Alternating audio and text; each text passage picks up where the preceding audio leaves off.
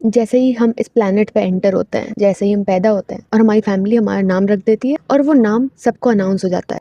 फिर होता है कि हम स्कूल में एंटर करते हैं, हम कौन से स्कूल में जा रहे हैं, कौन सी क्लास में पढ़ रहे हैं, 10th में कौन से बोर्ड में पढ़ रहे हैं, 10th में कितने नंबर आए, 11th में कौन सी स्ट्रीम चूज कर रहे हैं, 12th के बोर्ड में कितने नंबर आए, अब कौन सी कोचिंग करेंगे, कॉलेज जाएंगे तो कॉलेज में कौन सी स्ट्रीम चूज करेंगे, कौन सा कोर्स लेंगे, कब पास आउट होंगे, कब नौकरी लेंगे। ये सब एक नॉर्मल क्राइटेरिया में ही आता है। तब तक हमारी लाइफ हमारे कंट्रोल में कम और बाकी लोगों के कंट्रोल में ज़्यादा होती है। पेरेंट्स, रिलेटिव्स, टीचर्स, फ्रेंड्स, ये सब हमारे ऊपर ज़्यादा इन्फ्लुएंस डाल रहे होते हैं। नॉट फ्रेंड्स टू मच, पर उनका भी इम्पैक्ट हमारे ऊपर रहता ही है। और फिर कुछ टाइम बाद ये कंट्रोल हमारे हाथ में भी आता है, पूरी तरीके से नहीं पर आता है। अब जब कंट्रोल थोड़ा सा हमारे हाथ में आ गया है तो हमारी आदत तो वही है। अब अगर हमने कोई बिजनेस स्टार्ट कर दिया या कोई प्रिपरेशन स्टार्ट कर दी या कोई जॉब स्टार्ट कर दी या कोई ऐसी चीज़ स्टार्ट कर दी जिसका रिजल्ट का हमें भी नहीं पता, सामने वाले को तो बिल्कुल भी नहीं पता है, और आपने उसको लिंक्डइन पे डाल दिया कि अब मैं स्टार्टअप फाउंडर बन जाऊंगा या फिर बन जाऊंगी। जिस चीज़ की प्रिपरेशन कर रहे होते हैं तो उस चीज़ के बारे में फ्लॉन्ट करना शुरू कर देते हैं,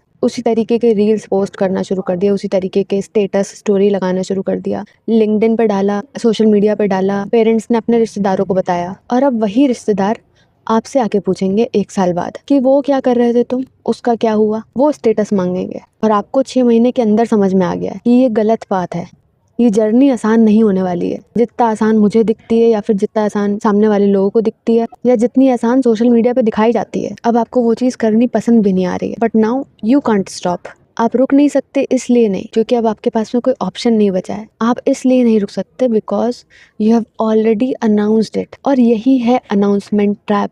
और इस अनाउंसमेंट ट्रैप ने इतनी सारी जिंदगियां बर्बाद करी, इतनी जिंदगियां खराब तो किसी फेलियर ने भी नहीं करी होंगी। क्योंकि हम एज अ ह्यूमन रेस, हम लोग खराब रिजल्ट से नहीं डरते हैं, हम लोग डरते हैं बैकआउट करने से। और वो बैकआउट जो सबके सामने होगा। हर साल 10 से 15 लाख इंजीनियर्स पास आउट होते हैं इंडिया में, जिसमें से आधे भी टेक्निकल रोल्स के लिए एम्प्लॉयबल होते ही नहीं है, जिसमें से बहुत सारे लोगों को तो इंजीनियरिंग की जॉब करने का मन ही नहीं होता है। अब डिग्री कंप्लीट करनी पड़ेगी, अब छोड़ नहीं सकते हैं क्योंकि एक्सप्लेन करना पड़ेगा पेरेंट्स को और बाकी सारे लोग जो जानते हैं। और सबसे बड़ा मेन फैक्टर तो ये है कि पैसे लगे, फीस भर चुकी है। अब जो स्टूडेंट है वो बीच में छोड़ भी नहीं सकते हैं, जिसमें पता है ROI क्लियरली नेगेटिव है। कॉम्पिटिटिव एग्जाम में लगभग 10 से 12 लाख लोग सिर्फ एप्लीकेंट होते हैं, 0.1 0.2 ऐसे सक्सेस रेट होता है। और जो कॉम्पिटिटिव एग्जाम के जो एप्लीकेंट्स हैं उन्हें ये 1-2 साल में पता लग जाता है, पर इसे लोग 5-8 साल तक कंटिन्यू करते रहते हैं। क्योंकि अगर आपने ये चीज़ अनाउंस कर दी that I am preparing for X exam, तो वो एग्जाम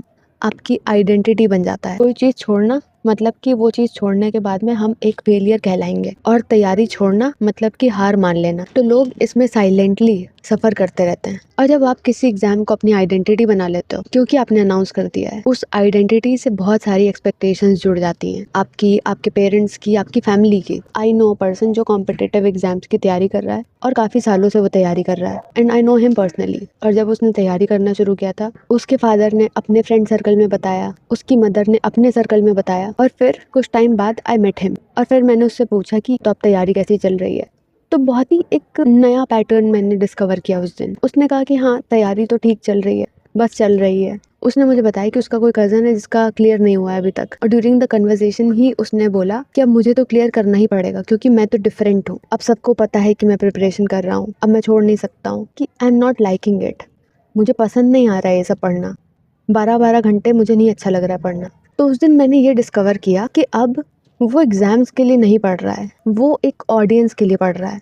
उस ऑडियंस के लिए वो पढ़ाई कर रहा है जिसको वो अनाउंस करके आया है। तो वो एग्ज़ाम से कमिटेड नहीं है, वो अपने गोल से कमिटेड नहीं है, या वो पब्लिक सर्विस करने में कमिटेड नहीं है। वो कमिटेड है अनाउंसमेंट से, क्योंकि उसने अनाउंस करा है। और अपने गोल से कमिट करने में और अनाउंसमेंट से कमिट करने में, इन दोनों में डिफरेंस होता है। और यही चीज़ हर एस्पेक्ट ऑफ लाइफ पे लागू हो जाती है। अगर कोई है जो बहुत बड़ी कंपनी में जॉब कर रहा है और वहाँ पे काम करने के दौरान उसकी मेंटल हेल्थ खराब हो रही है, वहाँ का वर्क कल्चर बहुत टॉक्सिक है, पर वो वहाँ से जॉब क्विट नहीं कर सकता। कोई बाहर रहने चला गया, अब वो वापस नहीं आ सकता। झेलते रहो वहाँ पे रह के, पर वापस मत आओ। तो it is not just announcement कि आपने बता दिया तो बुरा हो गया। आपने बता दिया और उसको एक तरीके का सोशल कॉन्ट्रैक्ट समझ लिया गया, तो आप अपने डिसीजन से कोई बैकआउट नहीं कर सकता है, कोई फेल नहीं हो सकता है। और अगर आपने अपना फेलियर एक्सेप्ट कर लिया तो अपने किसी भी डिसीजन से बैकआउट करने को, फेल होने को इतना बड़ा टैबू बना दिया है। कोई बैकआउट अगर करता है तो या तो उसके क्लोज लोग जो होते हैं, मैंने देखा है, रोने लगते हैं, उनकी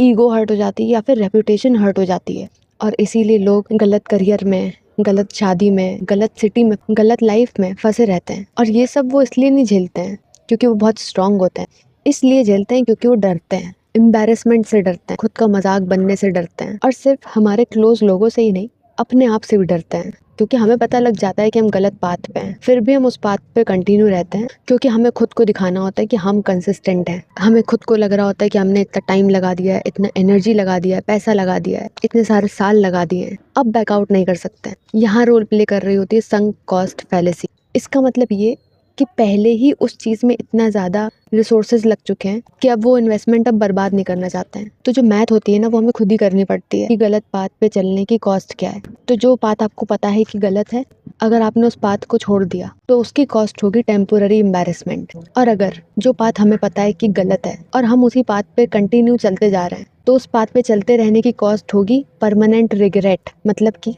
हमने जिस चीज़ के बारे में अनाउंस कर दिया था और आज हमने वो चीज़ छोड़ दी, तो उस अनाउंसमेंट का इम्पैक्ट ये हो सकता है कि लोग 5 दिन, 5 महीने, 5 साल बात करेंगे, और 5 साल शायद बात करेंगे भी नहीं, या बेइज्जती करेंगे, या मजाक बनाएंगे, या व्हाटएवर। और दूसरा ऑप्शन ये है कि आगे आने वाले 25 साल मैं अपनी ही लाइफ हेट करती रहूँ। तो ये या ये वो हम पे ही होता है। और डीपली देखा जाए तो ये इतना आसान होता भी नहीं है। जब मैं इस फेज में थी तो मैंने अपने ऊपर बहुत प्रेशर ले लिया था, जो कि सब लोग ले लेते हैं। कन्विंस करने का प्रेशर, अपने आप को प्रूव करने का प्रेशर, एक्सपेक्टेशंस का प्रेशर, और हम कुछ सेंटेंसेस बोलना भूल जाते हैं, जैसे आई वॉज रॉन्ग, वो चीज़ मेरे लिए नहीं थी इसलिए आई मूव्ड ऑन, मेरे से नहीं हुआ इसलिए I moved on, we are not able to accept that I could be wrong, I am wrong, I change my mind. कोई जस्टिफिकेशन नहीं, कोई ड्रामा नहीं, सिर्फ ये सारे कुछ सेंटेंसेस जो हम बोलने सीख लें तो हमारी लाइफ ईजी हो जाए। मेरा पेरेंट सर्वाइव कर लेते हैं, एक एस्पिरेंट के अचीव करने से पहले भी वो सर्वाइव कर रहे थे, और अगर एक एस्पिरेंट अपना माइंड बदल दे, अपना माइंड चेंज कर दे,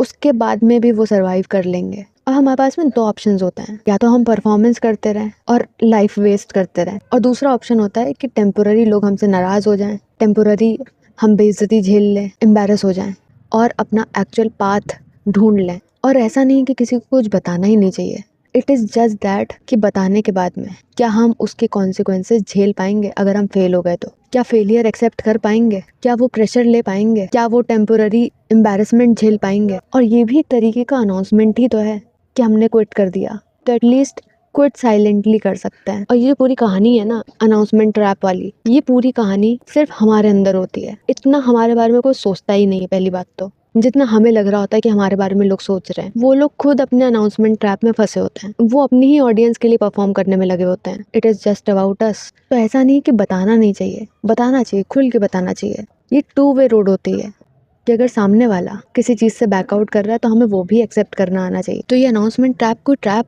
रियल में नहीं होता है, ये सिर्फ हमारे अंदर होता है, और ये तभी काम करता है जब हम इसे काम करने देते हैं। Okay, I will see you in my next, bye.